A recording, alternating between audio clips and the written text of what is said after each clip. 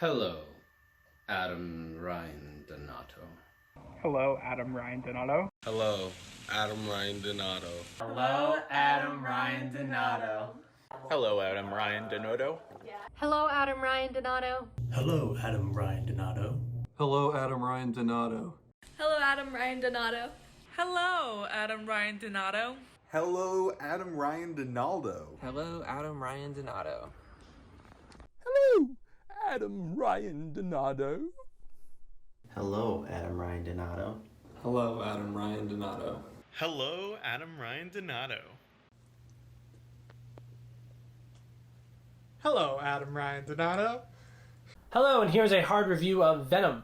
This is a 2018 movie directed by Ruben Fleischer. I don't know how to pronounce his name. It also stars Tom Hardy, Riz Ahmed, and Michelle Williams. It's about the comic book character who is a famous villain of Spider-Man. No, Spider-Man is not in this movie. He's not even mentioned in this movie. He doesn't exist in this movie except for the after-credit scene because, spoiler alert, there's an after-credit scene where they show a scene from Spider-Verse, which is so weird and why, but this is not foreign because I don't know if you remember this, but it was the Amazing Spider-Man 2 that had an after-credit scene for X-Men Days of Future Past, which wasn't even a Sony movie. Whatever, who cares? We're here to talk about Venom!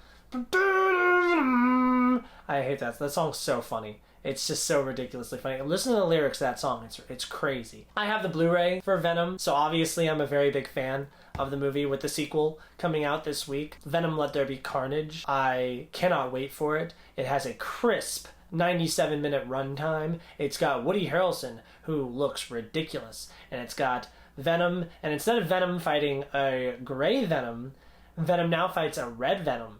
And so it's a different movie. So it's going to be really good. I wanted to revisit the first Venom movie to temper my expectations for this new movie because I actually am really excited for the new movie, and I know I really shouldn't be. 2018's Venom movie is about Eddie Brock. Eddie Brock is played by Tom Hardy, and he is a reporter who does a show called the Eddie Brock Report. He has to interview Carlton Drake as this big Elon Musk-esque billionaire who uses all of his assets to fund his little science projects. His intentions seem all well and good as he's trying to cure all these diseases, doing that by sending rockets out into space to try to find alien resources that'll help be the key to curing all of these diseases, just like how he found stuff in the ocean and in places that end up working as medicine, I guess. I don't know. It's the movie wrote this, not me. Eddie uses information that he finds on his girlfriend's computer. His girlfriend is a lawyer whose law firm works for Carlton Drake and is trying to cover up a lot of the human experimentation that they've been doing on at-risk people. Brock exposes Drake. The interview obviously goes terribly. Brock gets fired from his job. Michelle Williams also breaks up with Eddie because he used her for her information. Eddie is this big loser who is on his ass doing nothing until a scientist that works for Carlton Drake finds him, tells him about all these awful human experimentation things that are going on at their laboratory, breaks him in so that he could expose the company. When he breaks into the laboratory, he finds a homeless woman that he had befriended earlier in the movie, and he tries to break her out. Upon doing so, she attacks him, and the alien symbiote that is inside of him becomes Eddie. It comes inside of him. This alien symbiote came from a rocket that was sent out to space by Carlton Drake and crashed down on Earth. Venom isn't the only symbiote that came here from an alien planet. Also coming here was Riot. Riot is a gray version of Venom and also gets out during the crash. Riot takes over a person's body and is continuing to hop from body to body on its way back to Carlton Drake's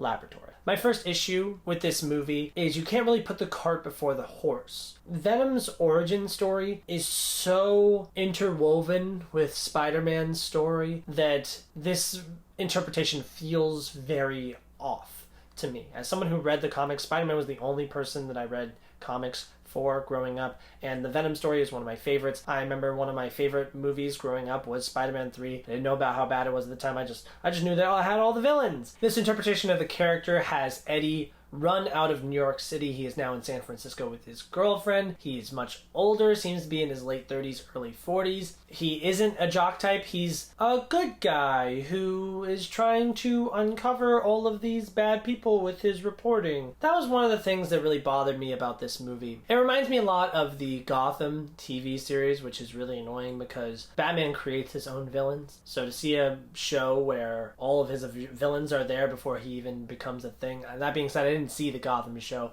It feels like Joker. Joker's kind of annoying because the cool thing about the Joker is, like, especially in The Dark Knight, it feels like the Joker was created because of Batman. If Batman didn't exist, then the Joker wouldn't exist. This interpretation, it's clear that Spider-Man doesn't even exist. There's no mention of him whatsoever. Venom doesn't sling webs. This would be fine if it was its own thing. If this was a rated R superhero movie. Sony insists that, oh, we made a PG-13 in hopes that we can pair up this Venom with Spider-Man, which is really frustrating because it has been proven on multiple occasions that an R-rated superhero movie can work. Deadpool, Deadpool 2, Logan were all box office successes, are really good movies because they embraced this R rating. It's because the character and the story that they're trying to tell is an inherently adult story. So it's really frustrating to see this movie as a PG-13 rating when it was described as this horror movie. There's a lot of dark comedy in the movie. It feels neutered because of this rating, and you know that the rating is only the way that it is because Sony wanted to make as much money as possible. They didn't make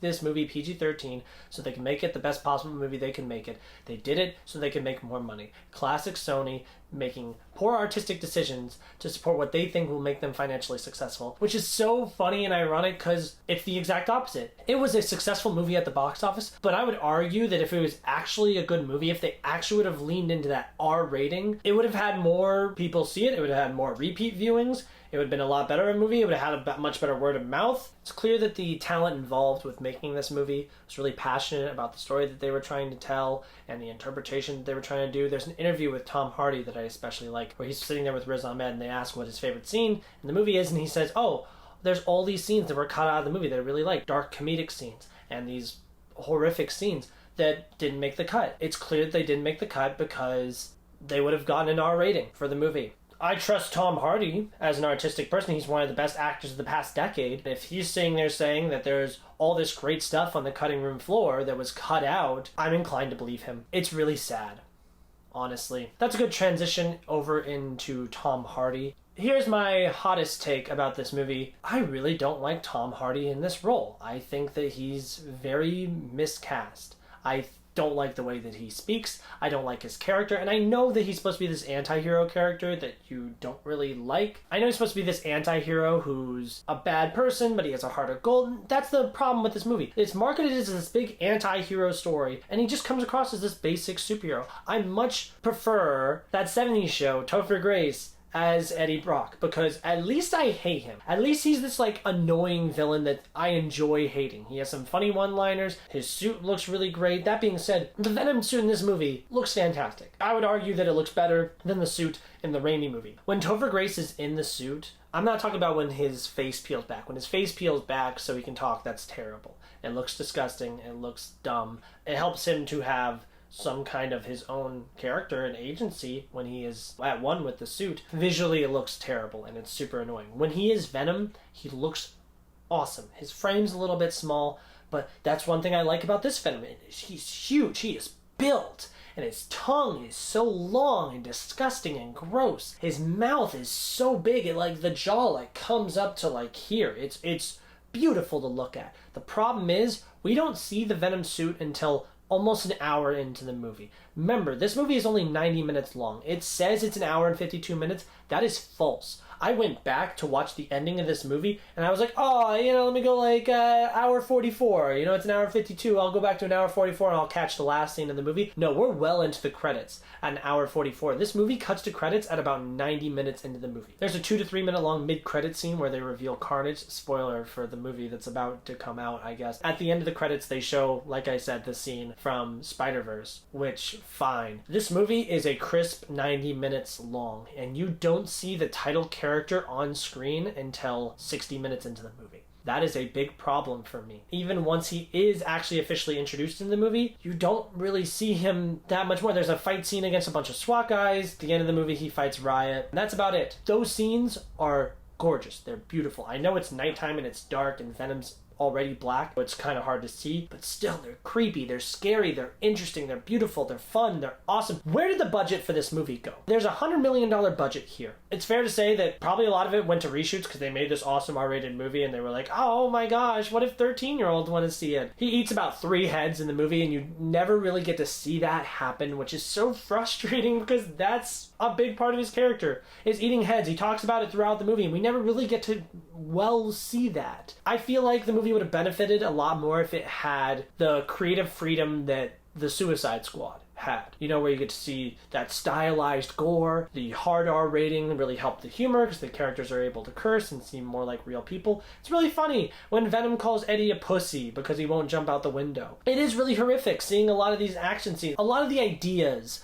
of the action scenes are really great. I just wish that we would have gotten to see them without a leash on them because it's clearly watered down so that tweens can go give this movie money, and that's really frustrating and annoying. I know that's not the creative team's fault at all, it's Sony's fault, but that's part of the movie. It would be wrong of me to not criticize the movie for that, even though I feel bad for the creative team because I know that's not really what they wanted, or I at least I think that's not what they really wanted. Tom Hardy is super unlikable in this movie. The few scenes where Venom actually is on screen is super cool, but the Venom character himself, like his personality, I love his conversations with Eddie. Those are super interesting and beautiful, even when like the head comes out and is like talking to him in his face, like that's super great. Him as a character, I really don't care for. He's like, oh, well, I'm kind of a loser too. I'm my own planet. And I learned to love Earth because of you, Eddie, and now I want to stay here. I don't really like the concept that Venom could bond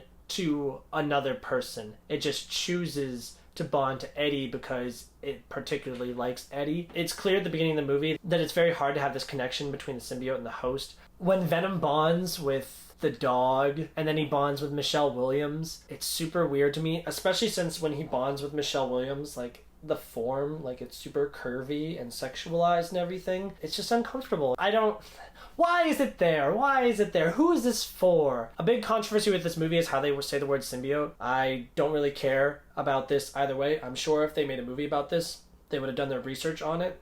That's not really going to change the quality of the movie. I'm not like, oh, well, it was a 3-star movie until they said symbiote or symbiote. I really don't care. See, that's the thing, I don't even know. So I don't buy Venom's motivation. I don't really care when at the end of the movie, spoiler alert, he sacrifices himself for Eddie and he's like, goodbye, Eddie, and we're supposed to be like, oh, Venom, no. And it's that cliche where the main character sacrifices themselves, then they come back and it's like, oh, they're alive and yay. Which works, like, for example, it works in the Avengers because I actually care and I understand about the main character, and I don't care much for Venom as a character. I'm excited to see where they go with Venom in the sequel. I think that after learning about everything that went right and what went wrong with the first movie, that they are going to capitalize on this relationship and really focus on it. This brings me to my biggest problem with this sequel, and I'll talk about this character's role in this movie as well. Michelle Williams, why is she in the sequel? It's clear that there's no need for her anymore. There's like this little scene at the end of the movie where they're like, why'd you kiss me? And she's like, oh, the suit did it. She's like, oh, it felt good. And he's like, the kiss? And she's like, the power of the suit. And then he walks by Stan Lee, and Stan Lee's like, don't give up on her, either of you. Which I like that he says that because it's cute that he says either of you, and he knows that there's 2 people in there. It's also annoying because it leads you to believe that the movie thinks that they're like a good match for each other and should continue to pursue each other. In the new trailer, it's annoying because they're engaged and Eddie's clearly still being a jerk about it. Which, at this point, why? He's very clearly like a good dude. The guy that Michelle Williams is now with, the doctor, he goes out of his way to help you. All you are is mean to him. For all intents and purposes, he's a good guy. Eddie overall is just a jerk in this movie. Everything he does is super annoying and stupid. I get that he's trying to be a good guy, but I'm not really buying it. I don't like Michelle Williams in this movie. She feels like the obligatory love interest. I like that she's there for Eddie, and it's like hard for her because she clearly cares about him, but she has to not be with him because of their history together. Also, it helps the theme because they clearly stated in the movie, they're like, oh, you think that Venom is the parasite? No, Eddie, you're the parasite. You're the parasite to your girlfriend. You're the parasite to me, and whatever, fine, have her in this movie, but I don't see her having any need to be in the sequel whatsoever. I would much rather focus on the relationship between Eddie and Venom than focus on the relationship between Eddie and some girl. I know he was going to marry her, obviously, so I get why she's an important part of his life. I don't care. Honestly, I know this is a very cynical way to look at it, but it's hard for me not to look at the sequel and be like, she's there so that we can prove that he's not gay. See, he likes blonde lady, obviously. We can't focus on him and his relationship with Venom because Venom's a dude and Eddie's a dude. That might be a stretch, but honestly, for the 90-minute runtime, all of the screen time for Michelle Williams will be super annoying, especially when my biggest problem about this movie is a lack of screen time for Venom himself. If we get to see more of Michelle Williams on screen than we get to see Venom on screen, I'm gonna be upset.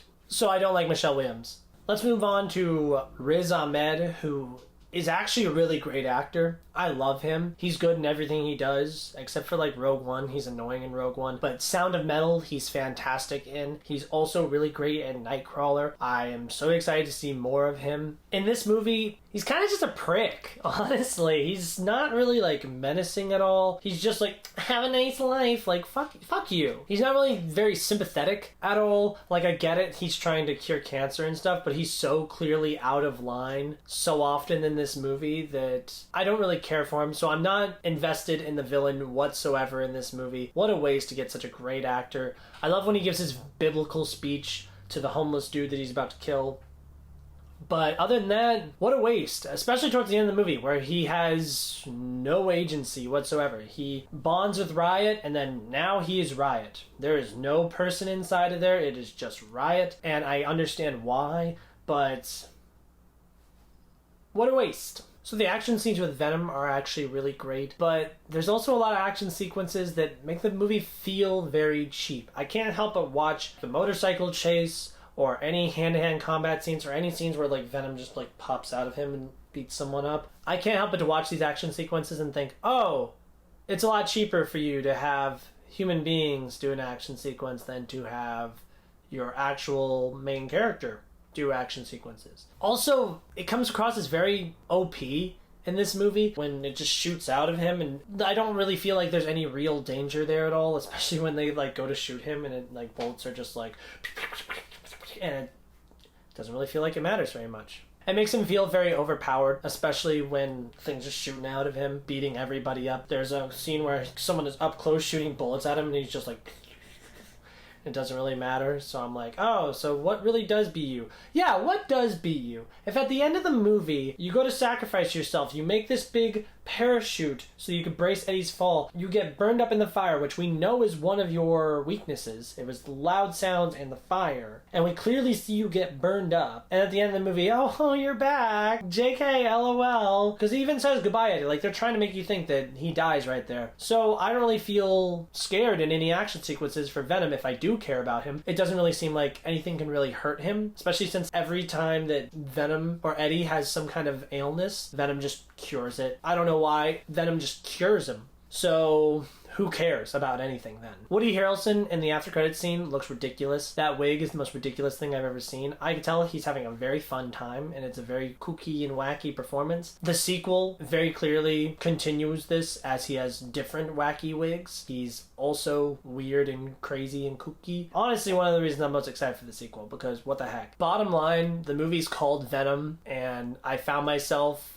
wanting to see more Venom that shouldn't really be what happens when you watch a movie where you're like, oh, I wish I saw the thing that was in the title. It feels like I didn't get what I paid for. Sony is really good at doing that, especially when the last scene in the movie is shown in the trailer, which is so frustrating. Everyone remembers from Amazing Spider-Man 2 where the Rhino is about to attack Spider-Man and Spider-Man is about to fling some shit at him, and cut to credits, baby. And that was also how the trailer ended. You want to see the end of that fight? Sucks. Reboot. You know what I mean? It's so frustrating. Sony is one of the worst studios out there, especially when it comes to big blockbuster content. They're so annoying, they're so frustrating, they have a great idea, they have a great IP, they get a lot of talented people, and they just ruin it for the most cynical reasons. So while it feels bad, because I can clearly tell that Tom Hardy really cares about this movie, I don't mind Ruben Fleischer's direction. I know that Riz Ahmed is really out there trying, but bottom line, this isn't a good movie. I'm gonna go ahead and give it a 2 out of 5 because I do really love the 10 minutes of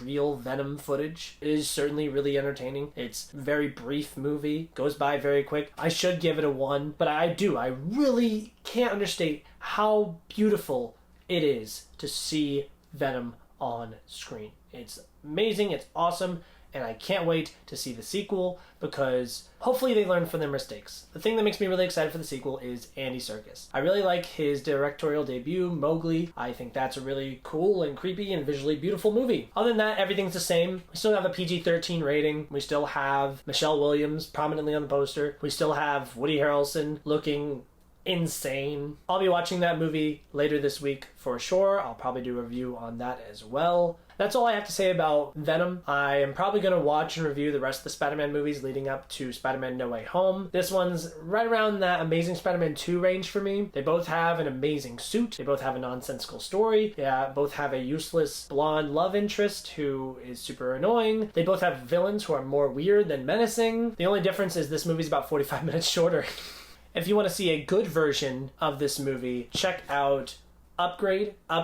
Look, even looks like Tom Hardy. That's Logan Marshall Green starring in this movie as a man who becomes paralyzed, gets paired up with an AI that helps make his body work, and now he is a lean, mean fighting machine, and he beats up all the bad guys, and he goes on this big revenge tour to hunt down the guy who killed his girlfriend or wife. I think it's a wife. The movie's directed by Lee Winnell. He's Adam from Saw, the first Saw movie. Upgrade literally came out in the exact same year. It's certified fresh on Rotten Tomatoes. It is very dark. It is very funny. It is a very beautiful movie. It's one of the best sci-fi movies of the past decade. Please check out that movie. That's what I'm going to start doing. If I watch a bad movie, instead of just being like, oh, don't watch this, because I want to encourage people to watch movies, I'm going to recommend something better. But definitely go check out Upgrade. It basically has Tom Hardy light in it as well. I can certainly tell that I am lower on Venom than most people are. I'm sure more people will enjoy Tom Hardy's performance than me. But for me, this is not a good movie. Very much at all.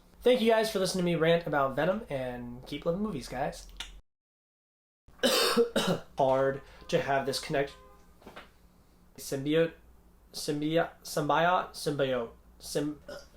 Venom. Excuse me. Venom. You